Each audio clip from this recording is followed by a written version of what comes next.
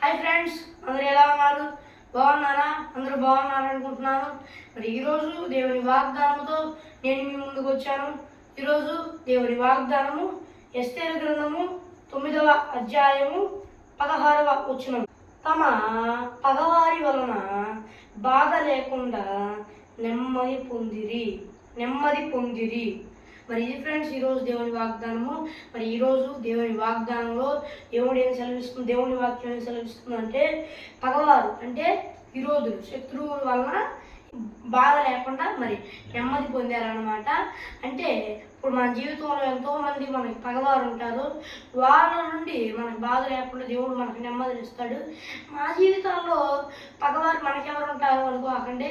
మరి అందరికీ ఒక పగవాడు ఉన్నాడు. అదేంటంటే ప్రతి ఒక్క మనిషికి పగవాడు ఉన్నాడు. ప్రతి ఒక్క మనిషికి పగవాడు ఎవరంటే సాతానుడు. ఆ సాతానుడు నుండి కూడా బాధ లేకుండా దేవుడు మనకి నెమ్మదినిస్తా అని ఈరోజు వాగ్దానంలో దేవుడు సెలవిస్తున్నాడు. ఆ సాతానుడు నుండి దేవుడు మనకి నెమ్మదినిస్తే మన విరోధులు కూడా మంచివారు అవుతాడు. ఎందుకంటే సాతాను అంటే వాళ్ళని మనకు విరోధులుగా చేస్తాడు. మరి ఏ విషయంలో కూడా భయపడాల్సిన అవసరం లేదు. దేవుడు మరి మన పగవారి నుండి మనకి నెమ్మది కలుగు చేస్తా అంటున్నాడు. మరి ఏ ఇబ్బంది పడవలసిన అవసరం లేదు. దేవుడు అన్ని విషయాలు సహాయం చేస్తాడు. అయితే దేవుడు సహాయం చేస్తా అన్నాడు, నువ్వు సైతాను నుండి మనకి నెమ్మది కలుగు చేస్తా అన్నాడు, ఇబ్బంది లేదే అని ఎట్లా పడితే అలా అనకూడదు అనమాట. మరి ఇది దేని విషయంలో రాయబడిందంటే, మరి యూదుని చంపేయడానికి మరి హామాను కుట్ర చేశాడు. మరి మొద్దుకై తనకు నమస్కారం చేయకపోవడంతో సాతానుడు అలా చేపించాడు హామాను చేత. ఎందుకంటే యేసు ప్రభు వారు యూదుల్లో నుండి పుడతాడు అని సాతానుడు అలా చేశాడు.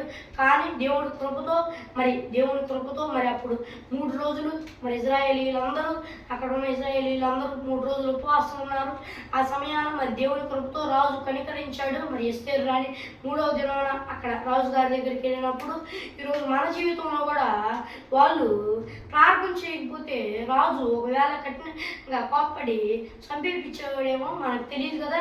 మరి ఆ రోజున దేవుడు తన కృపతో మరి దేవుడు కాపాడాడు. మరి ప్రార్థన చేయడం వలన ఈరోజు మన జీవితంలో కూడా వాళ్ళు ఇజ్రాయేలీలు ఆ సమయాన్ని 3 రోజులు ఉపవాసం ఉండి ప్రార్థన చేశారు. కానీ ఈ రోజుల్లో మనం కాసేపు కూడా ప్రార్థన చేయట్లేదు. మనం ఆయన ప్రార్థన చేసినట్లయితే దేవుడు మన పగవారి నుండి మనకి నెమ్మది కలుగు చేస్తాను, ఏ ఇబ్బంది లేకుండా సహాయం చేస్తాను ఈరోజు వాగ్దానంలో దేవుడు సెలవిస్తున్నాడు. మరి మనందరం ప్రార్థన చేద్దాం. సైతానుడు మనకు బాధలు ఎన్నో పెడతా ఉంటాడు. కుటుంబంలో అయినా ఏట్లో అయినా మనకు సమస్యలు బాధలు పెడతా ఉంటాడు. వాటి నుండి మనం నెమ్మది పొందాలి అంటే మనం ప్రార్థనలో ఉన్నట్లయితే దేవుడు వాళ్ళ మీద మనకి జయాన్ని ప్రసాదించి, సైతానుడి మీద జయాన్ని ప్రసాదించి మనకి శాంతిని, సమాధానాన్ని, నెమ్మదిని ఇస్తాడు. మరి ఇక్కడ ఇజ్రాయేలీలకు ఇచ్చినట్లు మరి ఈరోజు మనకు కూడా ఇస్తాడు. మరి దేని విషయంలో కూడా భయపడాల్సిన అవసరం లేదు. మరి ఇది ఫ్రెండ్స్ ఈరోజు దేవుని వాగ్దానం. చిన్న ప్రార్థన చేసుకున్నాం. దేవా నాయనా, ఈరోజు దేవుని వాగ్దానంలో నువ్వు మాతో సెలవిచ్చావు ప్రభువా. దేవా నాయనా యేసయ్యా, మా పగవారి నుండి మాకు బాధ లేకుండా మాకు ఆ నెమ్మదిని ఇస్తానని ఈరోజు వాగ్దానంలో నువ్వు చెప్పావు. దేవా నాయనా యేసయ్యా, అందుకు తగినట్లుగా మేము ప్రార్థన చేస్తూ నీలో ఉండినట్లు నీ కృప చూపించు. యేసుక్రీస్తు నామములో దేవా నాయనా యేసయ్యా, నిన్ను నమ్ముకోకపోతే ప్రభువా యేసయ్యా, ఈ వాగ్దానం చూస్తున్న వాళ్ళు ఎవరైనా నేను నమ్ముకోకపోతే నేను నమ్ముకున్నట్లు నీ కృప చూపించు. అన్ని విషయాల్లో సహాయించి యేసుక్రీస్తు నామములో అడిగి వేడుకొంటున్నాము మా ప్రియ పరలోకపు మా పరమ తండ్రి, ఆమేన్.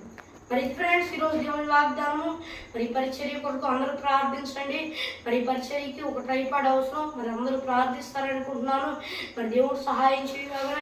మరి ఒక దేవుని వాగ్దానంతో మళ్ళీ కలుద్దాం. అంతవరకు దేవుని కృప ఆశీస్సులు మనందరికీ తోడైన నడిపించుగాక. ఆమేన్. Praise the lord.